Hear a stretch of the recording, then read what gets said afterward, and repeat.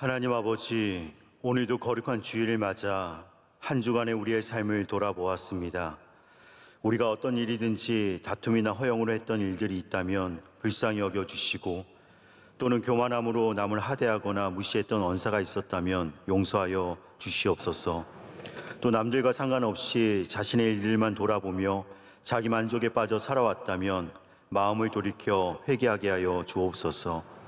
성령님, 우리가 오늘 받은 말씀처럼 그리스도 예수의 마음을 품고 세상에서 복음에 합당한 삶을 살 수 있도록 시간을 선점하여 하나님과의 친밀한 시간을 먼저 가지게 하옵소서. 코로나로 인해 시시각각 변화되는 예배 환경 속에서도 변함없이 영과 진리로 참되게 예배드리는 공동체로 세워주시니 감사드립니다.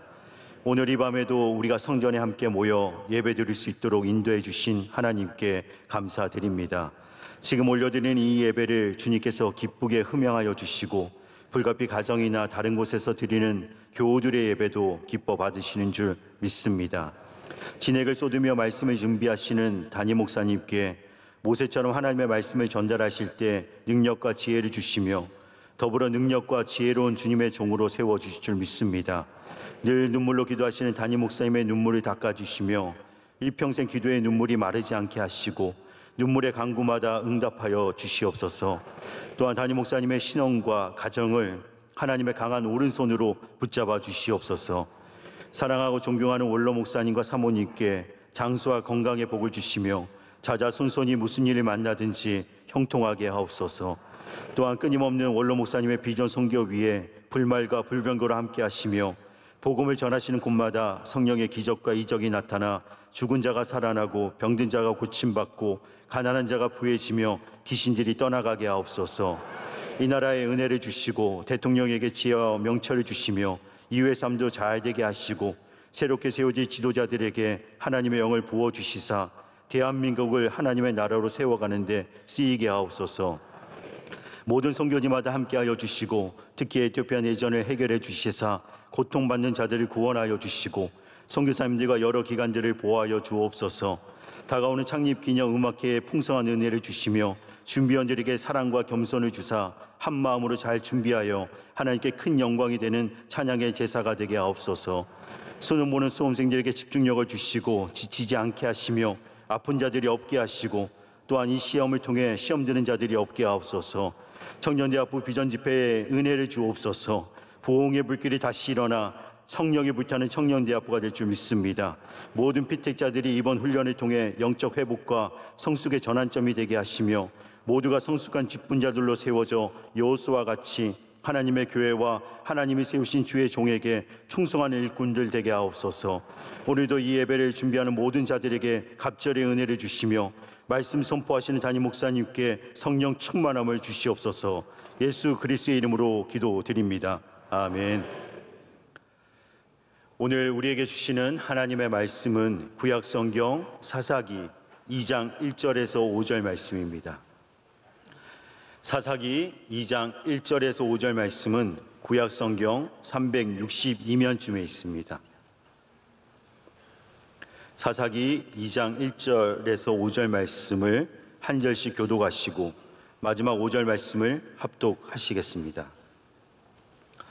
여호와의 사자가 길갈에서부터 복임으로 올라와 말하되 내가 너희를 애굽에서 올라오게 하여 내가 너희의 조상들에게 맹세한 땅으로 들어가게 하였으며 또 내가 이르기를 내가 너희와 함께한 언약을 영원히 어기지 아니하리니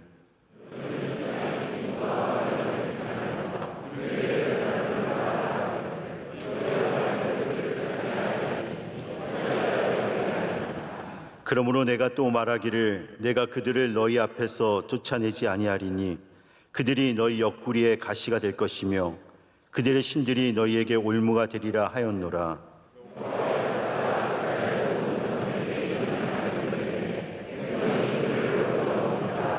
그러므로 그곳을 이름하여 복임이라 하고 그들이 거기서 여호와께 제사를 드렸더라.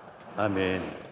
하나님의 말씀을 듣는 시간입니다. 담임 목사님께서 옆구리에 가시가 되다라는 제아의 말씀을 선포하실 때 우리 모두에게 큰 은혜의 시간이 될 줄 믿습니다. 오늘 저는 옆구리의 가시에 대한 말씀을 좀 드리려고 합니다. 오늘 말씀에 나와 있는 거죠. 많은 분들이 사사기를 딱 떠오르면 생각할 때 바로 옆구리의 가시가 된다는 이 말씀을 떠올릴 정도로 사사기 안에서 옆구리의 가시라는 표현은 굉장히 중요한 표현입니다. 우리 삶 가운데 끊임없이 우리를 찌르고 어렵게 하고 힘들게 하고 도전을 주는 바로 그러한 것들을 말하는 것입니다. 이제 가나안을 완전히 몰아내지 않고 그들의 제단을 헐지 않는 하나님과의 언약을 지키지 않은 그 이스라엘 백성들이 결국은 가나안 사람들이 그들의 옆구리의 가시가 되고 그들의 신들이 그들에게 올무가 될 것임을 하나님께서 사자를 통해서 말씀하시는 장면이 오늘 읽은 말씀입니다. 지금 당장 내게는 편하고 좋은 것들이 있습니다. 당장 내게는 이것이 없으면 살아갈 수 없는 그런 것들도 있죠. 그러나 그것이 결국은 옆구리의 가시가 되는 그런 일들이 참 우리 삶에 얼마나 많은지 모릅니다. 지금 당장은 내게 맛있고 좋지만 지금 당장 이거 먹으면 힘이 나고 또 이걸 먹어야 기분이 좋아지지만 나중에 옆구리에 살이 되는 것이 얼마나 많습니까? 여러분 생각을 해보십시오. 똑같은 겁니다. 지금 내게 편한 이 가나안 족속들, 우리가 부릴 수 있고 노동력으로 사용할 수 있고 또 어떻게 보면 큰 문제가 안 돼 보여서 충분히 같이 살아갈 수 있는, 그러니까 이 이스라엘 백성들이 순종하지 않은 것은요, 하나님이 싫어서 하나님이 미워서가 아니라 그들 안에서 합리적이라는 판단이 섰기 때문입니다. 그들 안에서 이거는 문제가 되지 않는다라고 생각하는 그 마음이 있었기 때문에 그 이성적인 프로세스를 통해서 순종하지 않기로 결정한 겁니다. 근데 그것이 그들에게 옆구리에 가시가 되었다는 겁니다. 여러분 오늘 저녁에도 저녁 드시고 나서 뭘 또 맛있게 드셨습니까? 네, 디저트로 뭘 맛있게 드셨습니까?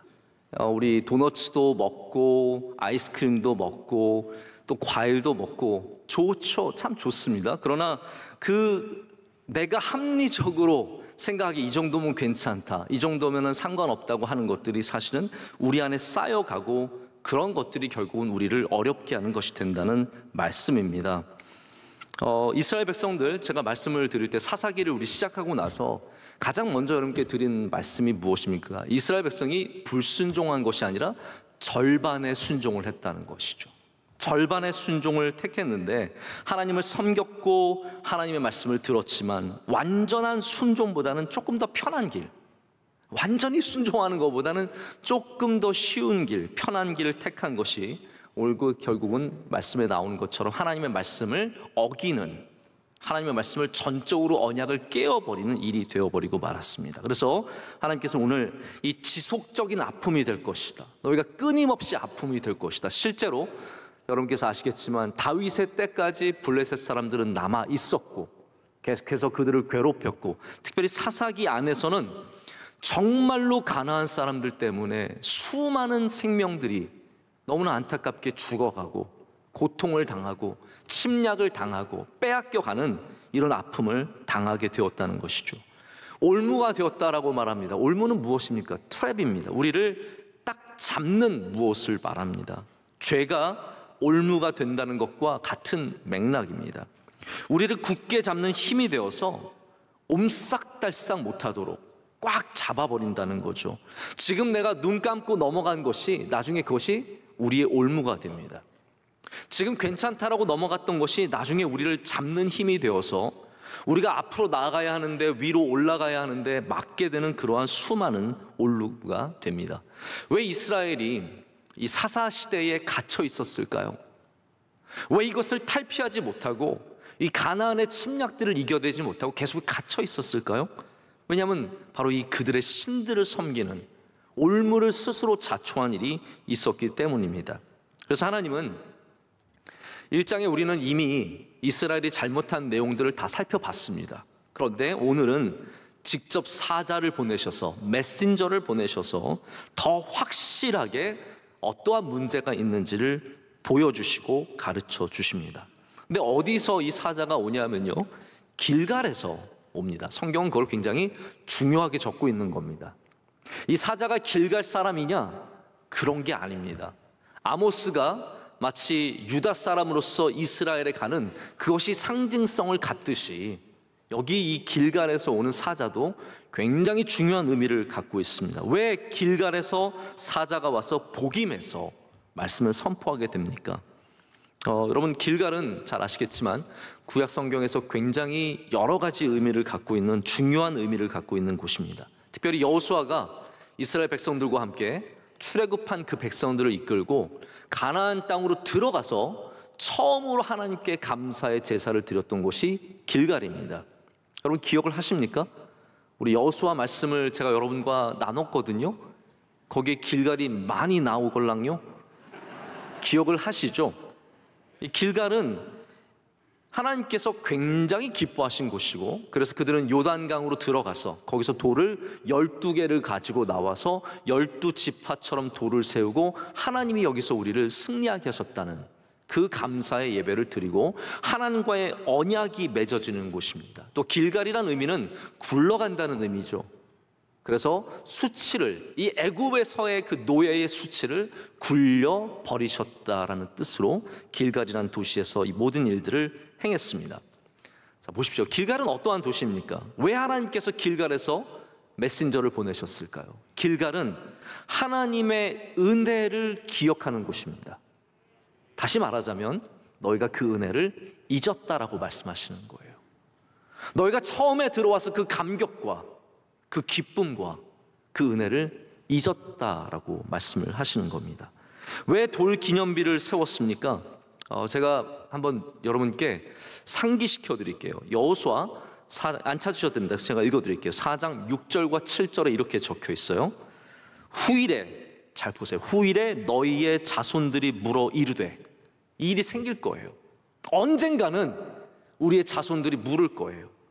그때 이 돌들이 무슨 뜻이냐 하거든 그들에게 이르기를 요단물이 여호와의 언약궤 앞에서 끊어졌나니 곧 언약궤가 요단을 건널 때에 요단물이 끊어졌으므로 이 돌들이 이스라엘 자손에게 영원히 기념이 되리라 하라 하니라.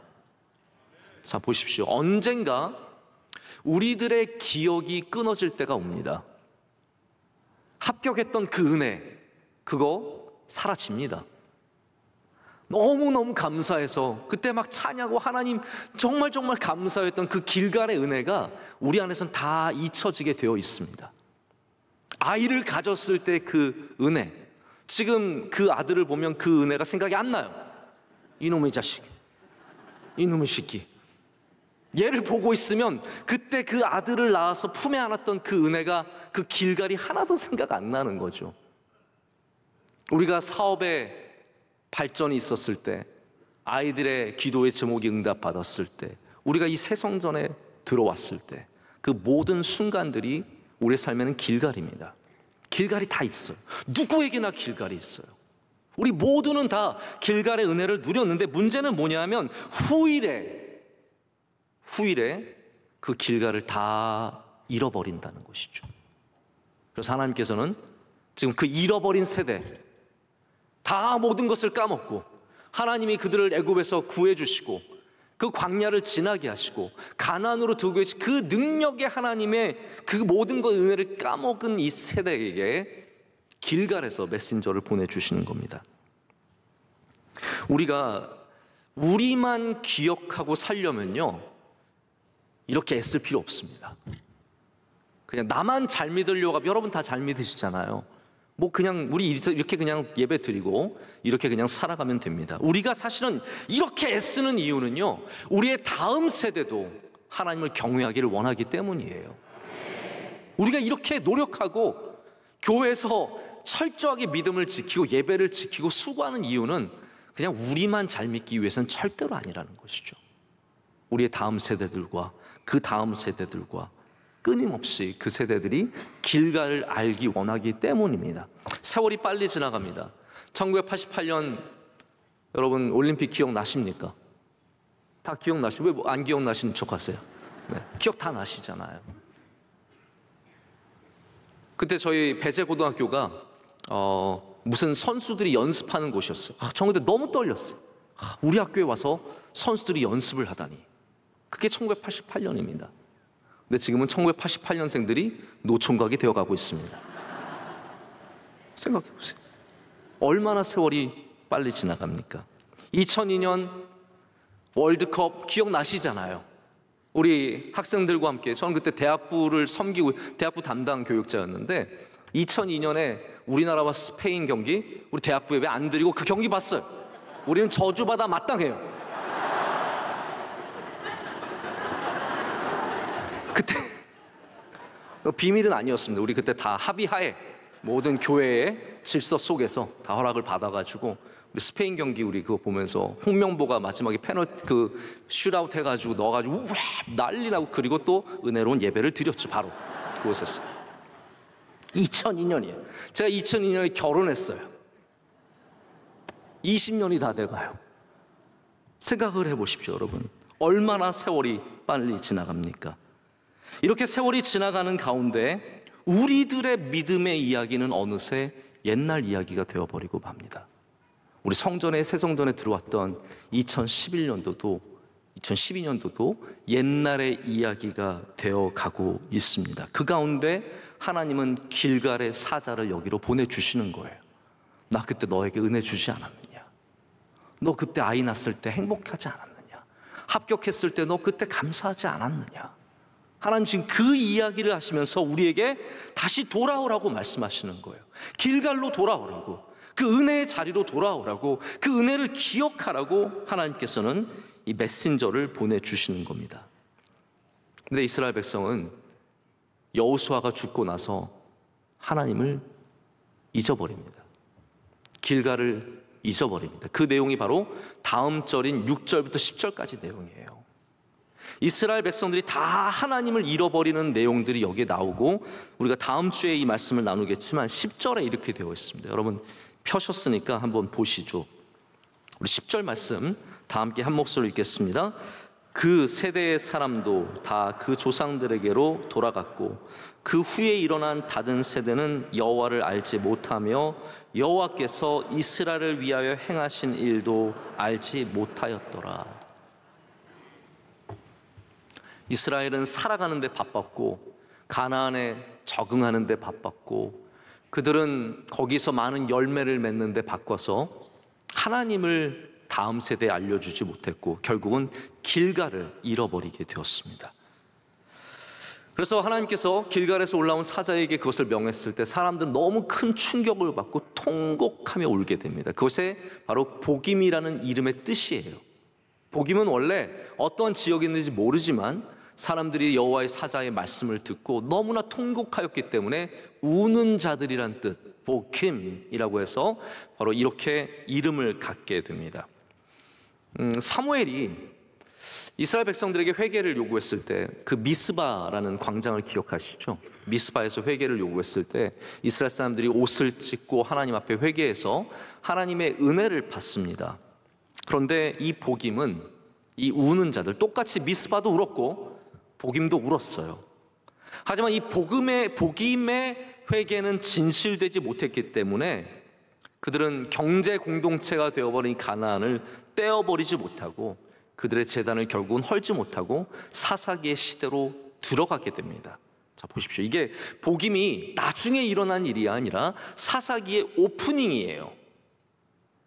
아니, 이 정도로 충격적인 메신저가 왔으면 빨리 깨닫고 하나님께로 돌아갔으면 참 좋았을 텐데, 그럼 안타깝게도 그들은 계속해서 가게 됩니다.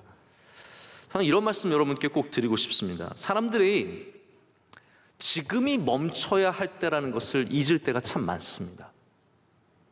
내가 지금 멈추면 멈출 수 있는데 우리 모든 사람들은 이 모멘텀, 관성이라는 게 있지 않습니까? 속도를 더해 갑니다. 그래서 멈춰야 할 때 멈추지 못하면 멈춤이 큰 사고가 되는 일들이 있습니다.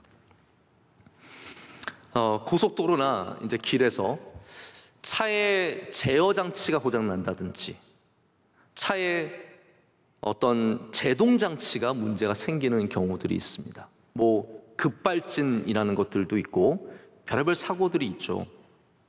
제가 한 번은 우연찮게 이제 그런 영상을 보게 됐는데 제가 그 결말이 어떤지는 잘 모르겠어요. 근데 그 탑승하신 분이 정말 하나님을 찾으시더라고요. 제가 들으면서 그분이 너무 사투리로 하나님을 찾으셔서 제가 웃기긴 했는데 그 생명이 위중한 상황이라서 정말 제가 끝까지 너무 긴장하며 봤습니다. 이거 어떻게 해요? 하나님 살려주셔요. 하나님 살려주셔요. 계속 그러시는데 이거 웃을 일이 아니에요. 너무너무 급박한 상황이었어요. 근데 그분들이 실수한 게 뭐냐면요, 급발진. 자, 이거 잘 들으세요. 오늘 급발진이 누구에게나 일어날 수 있기 때문에 잘 들으세요. 너무 잘 들으시네요. 네. 급발진이 시작됐을 때 사고를 피하려고 하지 마시고 바로 멈추는 게 최고입니다. 어떤 실수가 있냐면 급발진이 된 다음에 차를 피하는 거예요. 사고가 안 나게 하기 위해서.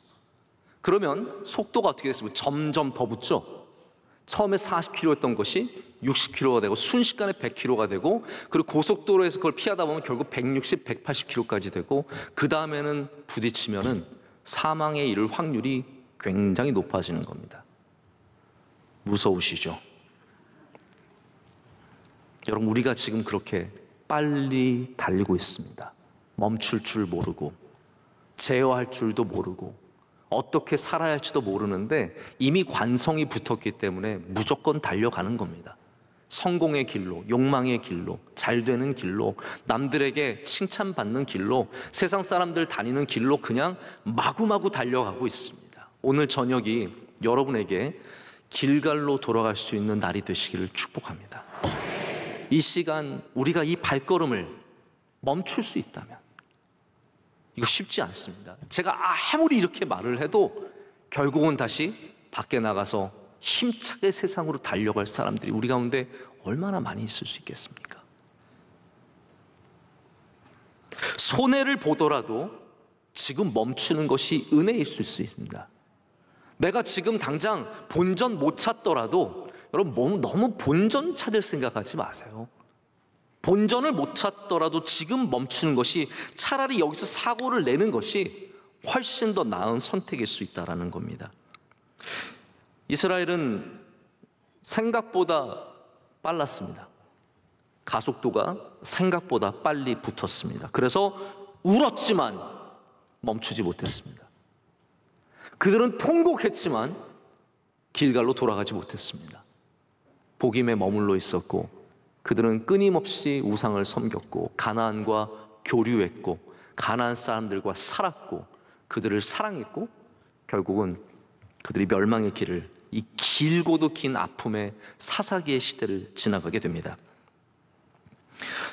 우리가 길갈을 되찾아야 하는 이유는 많이 있겠지만, 길갈을 되찾는 것은 은혜를 되찾는 것을 넘어서 우리가 다시 비전을 되찾는 일입니다.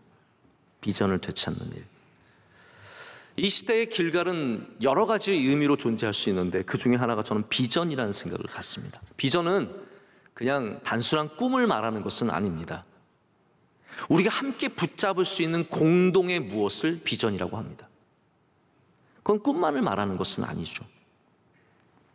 가정의 비전이 40평 아파트 사는 거, 그거 그게 목표일 수는 있어도 그게 비전이 될 수는 없습니다. 가정을 하나 되게 하는 것, 가정을 복되게 하는 것, 그것이 비전입니다.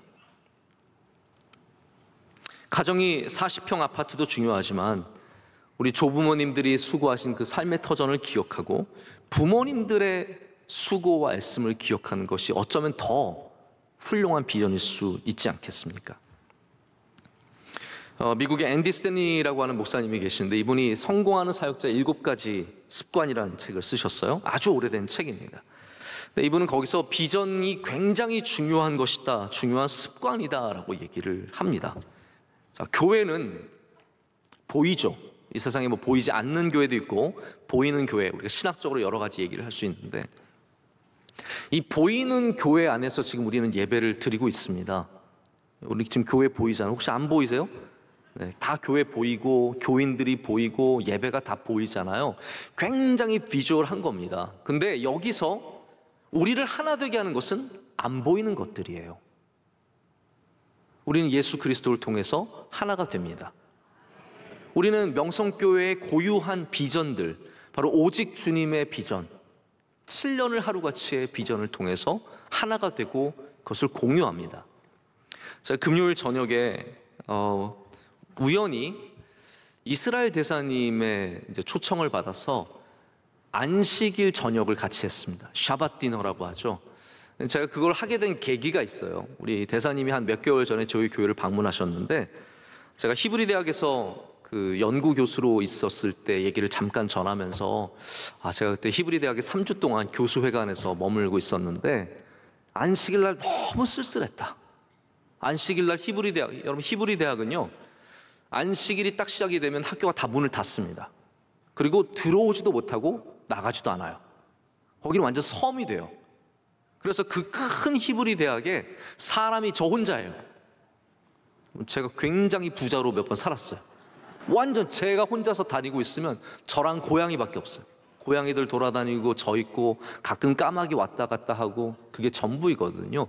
그래서 저는 예루살렘에서의 안식일이 너무 쓸쓸하고 외로웠었기 때문에 그 얘기를 했더니 대사님께서 그럴 수가 있느냐, 어떻게 히브리 대학 사람들 너를 한 번도 초청하지 않았느냐, 그거는 유대인이 아니다, 그러면서 본인이 저를 샤밧 디너에 초청을 해주신 거예요.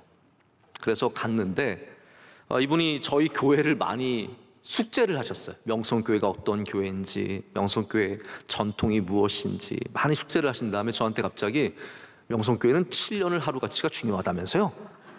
이러시는 거예요. 제가 그래서 거의 우리 교인처럼 얘기하시더라고요. 그래서 7년을 하루같이가 우리 교회에서 어떻게 생겨났는지, 그리고 생긴 지 벌써 30년이 넘었지만 우리가 여전히 그것을 소중하게 여기고 지키고 있노라고 이렇게 말씀을 드리게 되었습니다.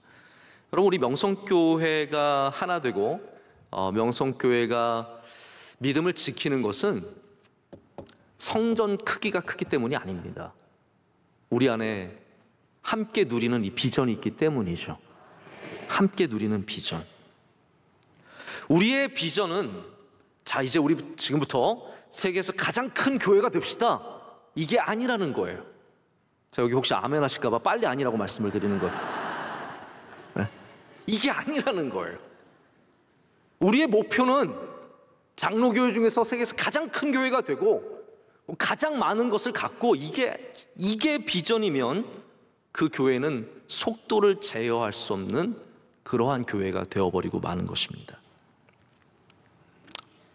감사한 것은 우리 교인들 가운데 누구도 그런 가치에 움직이진 않는다는 것이죠. 또 아무 비전 없이 그냥 우리끼리 사는 게 좋아요, 이렇게 하는 것은 또 얼마나 문제가 많습니까? 제가 누누이 말씀을 드리지만 교회마다 그 교회의 방향들이 다 있는데요.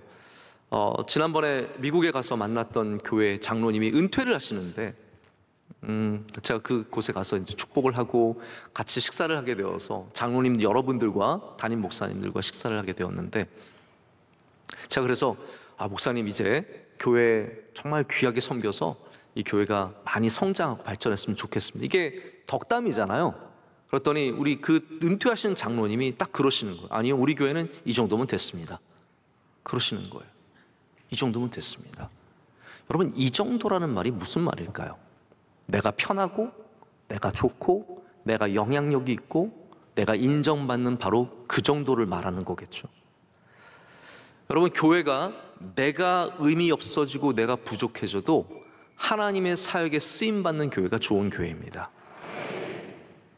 내가 중요했던 내가 덜 중요해져도 하나님의 능력이 나타나고 말씀의 기쁨이 있고 믿지 않는 많은 사람들을 주님께로 인도하는 교회가, 그것이 좋은 교회가 된다라는 것입니다. 그러기 위해서 우리는 다시 더욱더 비전을 굳게 붙잡아야 합니다. 우리의 길갈, 우리의 은혜, 우리의 이야기, 우리의 소망, 이 길갈을 붙잡고 길갈로 돌아갈 때 우리는 복임에 살지 않고 길갈에 사는 은혜를 누리게 될 줄로 믿습니다. 하나님의 사자가 2절에 외치죠. 너희가 내 목소리를 듣지 아니하였으니 어찌하여 그리하였느냐 라고 묻습니다. 너희가 내 목소리를 듣지 아니하였으니 어찌하여 그리하였느냐. 여러분, 우리 질문에 사실 우리는 답을 알고 있습니다. 선생님이 물어봅니다. 왜 숙제 안 했니? 생각해 보세요. 왜 숙제 안 했니? 그러면 여러분 뭐라고 얘기하시겠습니까? 잘 못 들어서 못했어요 라고 말씀하시겠습니까? 내 목소리를 듣지 아니하였느니, 하나님께서 이렇게 말씀하시거든요. 그럼 이스라엘 백성들이 뭐라고 말할까요? 하나님, 저 잘 못 들었어요. 그때 언약 맺을 때 저희 잘 못 들었거든요. 그래가지고 우리가 가나안과 언약을 맺고 그들의 제단을 헐지 않았습니다. 이렇게 대답을 하겠습니까? 제가 어렸을 때 이제 처음에 미국에 갔을 때 제일 어려웠던 것 중에 하나가 숙제를 못 알아듣는 거였어요. 전 그게 그렇게 자존심 상하더라고요. 다 같이 앉아 있는데 저 혼자 숙제가 뭔지 모르겠는 거예요. 저는 한마디도 못 알아듣고 있는데 숙제라는 홈워크만 잘 기다려야지. 근데 선생님이 홈워크라고 말하고 가르쳐 주는 경우 별로 없죠. 이렇게 막 말하고 해와 이렇게 얘기를 하잖아요. 그러니까 결국은 숙제를 못 알아듣고 나온 거죠. 나와서 막 고민하다 자존심 굉장히 상하는데 한국 애한테 가서 물어요. 숙제 아니? 그럼 걔가 홈워크? 그래요. 숙제. 숙제. 이거야. 페이지 89. 그러면서 이렇게 가르쳐주면 그게 그렇게 속이 상할 수가 없더라고요. 여러분, 우리가 못 알아들어서, 몰라서, 듣지 못해서 못하는 일들도 있겠죠. 그런데 대부분 우리가 숙제를 안 하는 이유는 뭘까요? 귀찮아서 라는 거예요.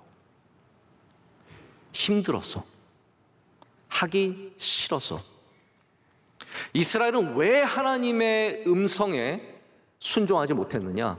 듣지 못해서가 아니라 하기 싫어서,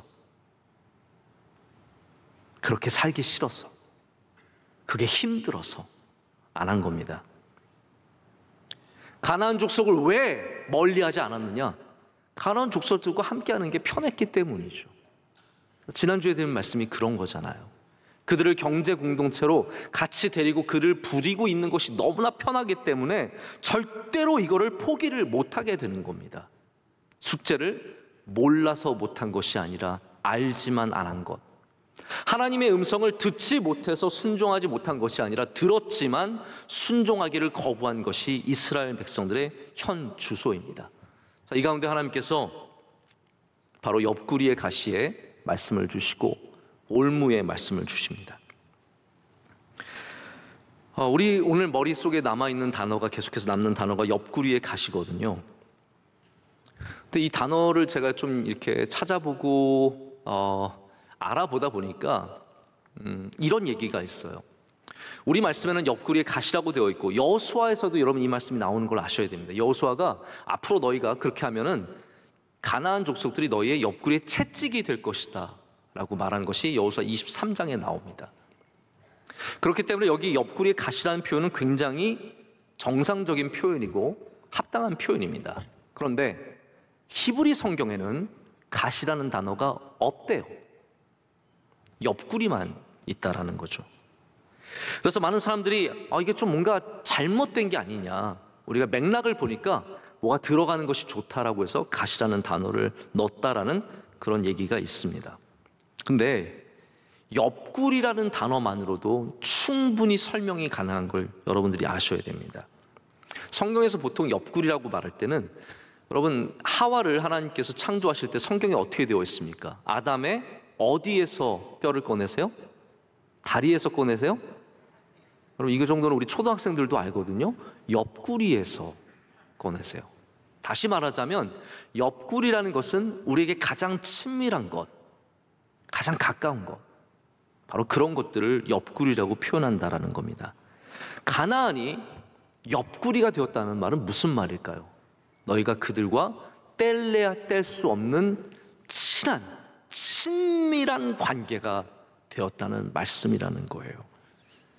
영어에도 이런 표현이 있어요. 영어에 사이드킥이라는 말이 있습니다. 사이드킥. 사이드킥은 옆차기 같죠? 사이드킥. 그런데 사이드킥은 원래 친구란 뜻이에요. 사이드킥. 내가 맨날 옆에 데리고 다니는 사람, 옆구리에 붙이고 다니는 친구들, 그걸 사이드킥이라고 표현을 합니다. 그래서 모든 문화는 옆구리를 친밀한 것으로 표현을 하는 것이죠. 자, 그러면 이스라엘과 가나안은 어떠한 관계냐 하면요, 사랑하는 관계라는 거예요. 하나님이 보시는 문제는 단순하게 그냥 이스라엘과 가나안이 섞여 있는 정도가 아니라 옆구리 같은 존재가 되어서 사랑에 빠지는 관계가 되는 문제를 갖고 있다는 겁니다. 노역을 시키는 척했지만 문화를 받아들였고, 이게 다 우리의 삶 속에도 있거든요. 내가 그리스도인이고 저 사람과 멀리 해야 되는 것이 맞는 것은 알지만 저 사람과 가까이 함으로 얻게 되는 이득이 너무 많은 거예요. 그것이 돈이 될 수도 있고 관계가 될 수도 있고 어떤 내가 기회를 얻게 되는 걸 수도 있고, 저 사람 분명히 문제 많지만 내가 저 사람과 가까이 하면 얻게 되는 게 있는 거죠. 여러분, 사기꾼들이 다 그렇게 접근합니다. 나랑 가까이 하면 너한테 이득이 있을 거야. 내 차를 봐. 내 차는 롤스로이스야. 이 차를 보면 뭔가 얻을 것 같지 않아? 내 차는 벤츠야. 벤츠도 뭐 너무 종류가 많으니까 좋은 벤츠야. 네. 너는 나랑 같이 있으면 굉장히 좋을 거야. 그럼 우리는 직감적으로 이거 약간 문제가 있을 것 같은데? 라는 생각을 가지면서도 이 사람과 가까이 하면 얻어지는 이득 때문에 우리는 스스로 그 관계 속으로 뛰어듭니다. 그리고 그 사람 옆구리에 착 달라붙어가지고 같이 다니게 되는 거죠. 그러다가 결국은 이스라엘과 가나안의 관계처럼 올무에 빠지게 되고 가시에 찔리게 되는 관계가 된다는 것입니다. 이스라엘이 왜 사사기 내내 고통과 아픔을 반복하며 겪습니까? 바로 여기 시작점이 이러한 시작점이기 때문입니다. 제가 오늘 좀 말씀을 일찍 맺을까 합니다. 좋으시죠? 네. 저는 사실 오늘 특순이 있었기 때문에 제가 이 정도 설교하면 충분히 시간이 될 거라고 생각했는데 약간 일찍 마치는데 또 오랜만에 우리 일찍 마치는 또 은혜를 나누죠. 한 가지 이야기만 더 드리고 말씀을 맺고자 합니다. 이솝우화에 이런 얘기가 나와요. 어떤 얘기가 나오냐면 이 한 아라비아 상인이 물건을 팔기 위해서 낙타와 함께 여행을 합니다. 한참 사막을 여행하다가 날이 저물었는데 그날따라 상인이 너무 피곤한 거예요. 빨리 잠자리 들고 싶고 피곤한 거죠. 그래서 열심히 텐트를 쳐가지고 그 안에 들어가서 눕습니다. 밤이 되자 사막은 추워집니다. 막 바람이 확 불면서 어마어마한 추위가 닥쳐옵니다. 그러자 이거 여러분 이솝 우화에 우화니까 이런 게 있는 겁니다. 낙타가 말을 합니다. 자, 이거 제가 실제가 아닙니다. 낙타가 푹 하더니 들어와서 말을 합니다. 아니 주인님, 밖이 너무 추우니까 제가 코만 안에 넣고 좀 있게 해주세요. 코만 넣고 있을게요. 그러니까 주인이 좋은 주인이니까요. 그래? 그리 해라 라고 합니다. 그래서 낙타가 코만 들여놓고 있죠. 그런데 점점 바람이 거세지니까 낙타가 또 말하기를 밖이 춥고 바람이 너무너무 세니까 머리만 좀 넣게 해달라고. 머리만 좀 넣게 해달라고. 여러분, 사람이 머리만 따뜻해도 살만합니다. 잠깐은. 그렇지만 좀 있다가 또 주인이 허락해 주자 은근슬쩍 낙타가 다리도 넣습니다. 앞다리 하나 넣는 거죠. 또 다리 하나 들어옵니다. 몸통이 들어오기 시작합니다. 그러다가 결국은 꼬리까지 천막 속으로 들어오고 어느새 주인은 밖으로 몰려나서, 낙타는 텐트 안에서 자고 주인은 밖으로 쫓겨나서 벌벌 떨며 잤다는 이야기가 있습니다. 이솝우화지만 저는 굉장히 우리에게 시사하는 바가 많다고 생각을 합니다. 우리 그리스도인들이, 제가 오늘 낮에 말씀드린 것이 원칙에 대한 것 아닙니까? 우리 원칙을 조금씩 낙타에게 내어주다 보면 어느새 모든 것들은 사라지고 그 안에 낙타만 자리를 잡고 있는 것을 보게 됩니다. 저는 원칙주의자는 아닙니다. 다시 말하자면 이거 아니면 안 돼라는 식으로 접근하지는 않습니다. 절대로 그런 법이 없습니다. 우리 모든 것은 하나님의 은혜로 감당을 해야 되고, 그렇기 때문에 우리 원칙으로 일을 하는 것이 아니라 하나님의 은혜로 일을 감당하고 싶은 마음이 있습니다. 그러나 우리가 양보를 하기 시작하는 순간부터 밀리기 시작하는 부분들도 분명히 있다는 것을 아셔야 됩니다. 그 낙타가 무엇인지 여러분이 아셔야 된다는 거죠. 이스라엘에게 그 낙타는 무엇이었습니까? 가나안이었다는 거예요.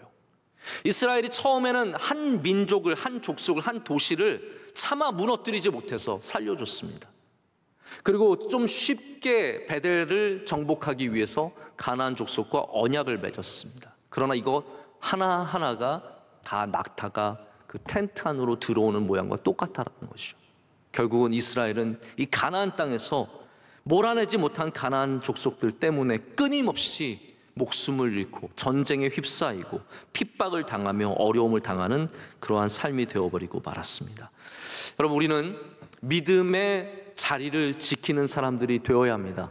못 들었다고 핑계하지 마시고, 우리가 귀찮아서 안 하는 것들, 하기 싫어서 안 하는 것들, 그런 것 속에서 하나님의 주권을 다시 되찾아야 합니다.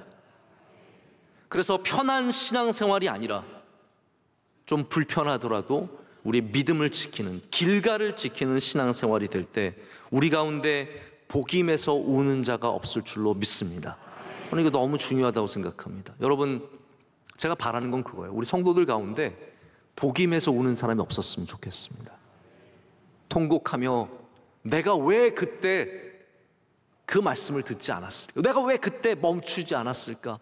내가 왜 낙타의 코가 들어왔을 때 쫓아내지 않았을까? 내가 왜 길가를 잊어버리고 내가 왜 복임에 머물렀는지 그 후회함이 없기를 진심으로 축복하며 여러분의 삶 가운데 더욱더 하나님께 온전한 순종이 있으시기를 축복합니다. 우리 함께 찬양하시겠습니다. 이 시간 찬양하실 때 우리 예배합니다. 완전하신 나의 주 함께 찬양하시겠습니다.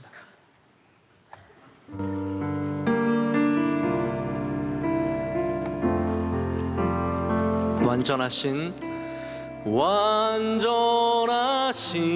나의 주, 의의 길로 날 인도하소서. 행하신 모든 일 주님의 영광 다 경배. 다시 한번 합니다. 완전하신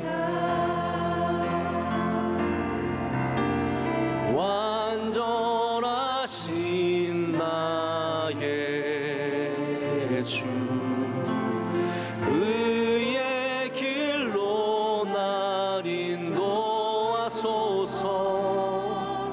행하신 모든 일 주님의 영광 다 경배합니. 예배합니다.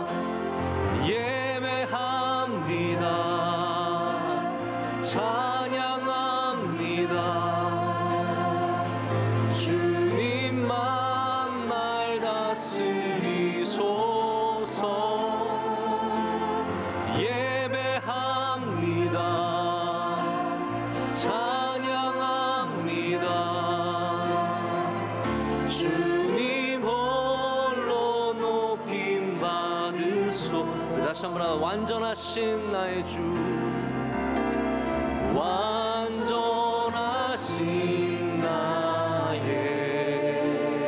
주, 의의 길로 날 인도하소서.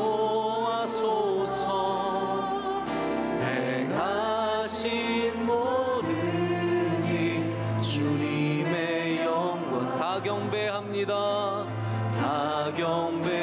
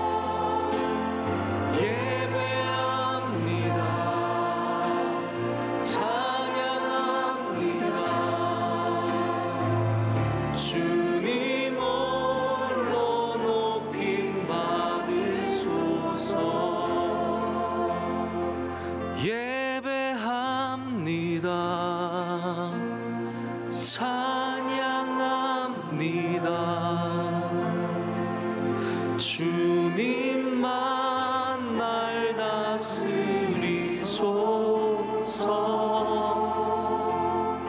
예배합니다. 찬양합니다.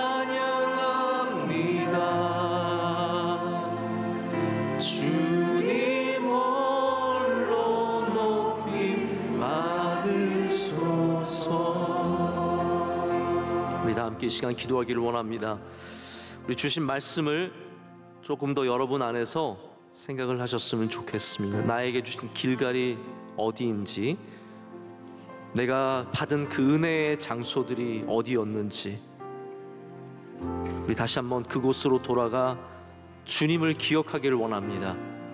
또 다시 주님이 우리의 비전이 되기를 원하고, 주님과의 관계가 회복되기를 원하고, 그저 바쁘게만 살았던, 정신없이 살았던 주님은 우리 뒤편으로 물러가시고, 우리의 삶의 모든 다른 것들이 앞에 있었던 그 삶들을 주님 앞에 내려놓기를 원합니다.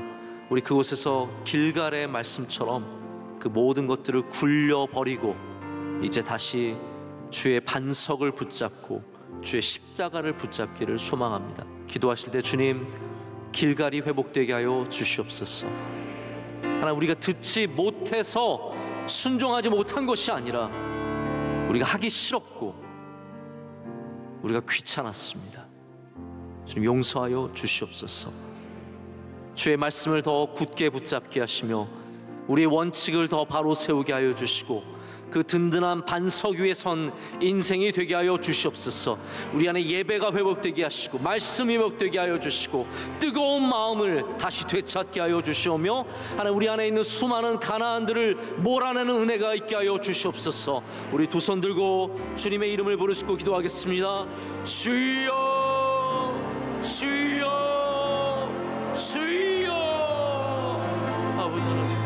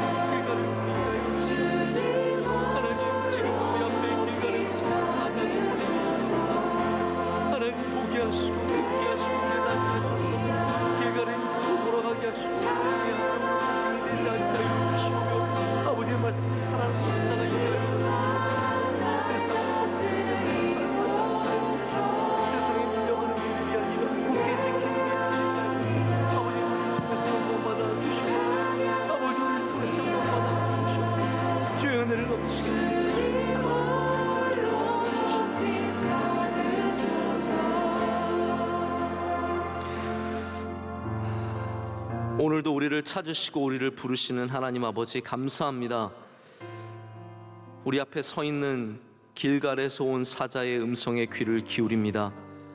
우리가 잃어버렸던 도시, 우리가 세상에 살면서 어느새 희미해졌던 은혜의 기억들, 우리 시간 다 성령님의 감동하심으로 되살아나게 하여 주시옵소서. 세대가 지나가도 그 기억을 잊지 않게 하여 주시고, 우리 명성교회는 이곳에 속한 주님의 귀한 백성들은 늘 길갈로 돌아가는 주님의 백성들이 되게 하여 주시옵소서. 우리의 죄를 회개합니다. 하나님, 우리는 들었지만 그냥 귀찮았습니다. 우리는 알고 있었지만 무시했습니다. 하나님 아버지, 우리 안에 주님의 말씀을 경외하는 심령을 주셔서 다시 주의 말씀을 순종하는 길로 걸어가게 하여 주시옵소서. 단 한 명도 복임의 인생이 되지 않게 하셔서 하나님, 우는 자 한 명도 없게 하시고 다 기쁨으로 주님을 찬양하며 주님께 영광 올려드리게 하여 주시옵소서. 이 저녁의 시간이 사자의 울림이 가득한 시간이 되게 하셔서 우리 모두가 듣고 깨닫고 변화받아서 우리 안으로 들어오는 모든 악한 것들을, 가나안을 몰아내며 단절하며 주님과의 믿음을 지키는 주의 성도들이 될 줄로 믿습니다. 우리를 사랑하시고 오늘도 우리를 부르시는 예수 그리스도의 이름으로 기도드립니다. 아멘. 이제는 우리 주 예수 그리스도의 크신 은혜와 하나님 아버지의 영원하시고 변함없으신 사랑과 성령님의 함께하시며 임재하심이 길가를 기억하며 복음에서 울지 않고 주님 앞에서 울기로 작정한 주님 모든 사랑하는 백성들 가운데 이제로부터 영원토록 함께하시기를 간절히 축원하옵나이다. 아멘.